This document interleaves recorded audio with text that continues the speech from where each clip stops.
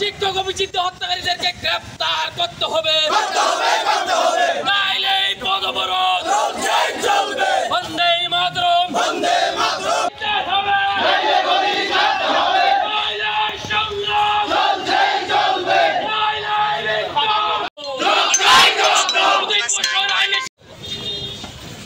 সে খুনের আসামি যারা খুন করেছেন পরিকল্পিতভাবে অভিজিৎ দেকে শিক্ষক, ওনার পরিবারের তরফ থেকে সেখানে মামলা নথিভুক্ত করা হয়েছে। আমরা আজকে খবর পেলাম যে আরকেপুর থানার পুলিশ একজন আসামিকে গ্রেপ্তার করেছে। এটা খুনের মামলা, আসামি গ্রেপ্তার করেছে পুলিশ, সেখানে রিমান্ড চায়নি। এটা কেমন কথা? পুলিশ রিমান্ড চায়নি, খবর পেলাম কোর্ট থেকে 14 দিনের জন্য সেখানে জেলে সেখানে পাঠিয়ে দিয়েছে।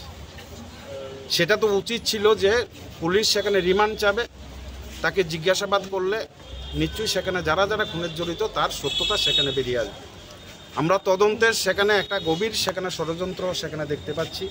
মামলাকে সেখানে হালকা করার জন্য, খুনিকে বাঁচানোর জন্য একটা পরিকল্পনা সেখানে চলছে। আমরা সেখানে জেলা কংগ্রেস সেখানে পরিষ্কারভাবে আমরা এসেছি।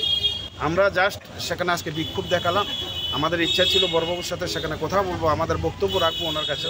উনি সেখানে প্রশাসনিক কাজে সেখানে থানা বাইরে আছেন, সেকেন্ড অফিসারও বাইরে আছেন। এখন যিনি চার্জে আছেন ওনাকে পরিষ্কার সেখানে আমরা বলেছি তদন্তের কোনো গাফিলতি নয়, যারা দুষ্কৃতকারী তাদেরকে অবিলম্বে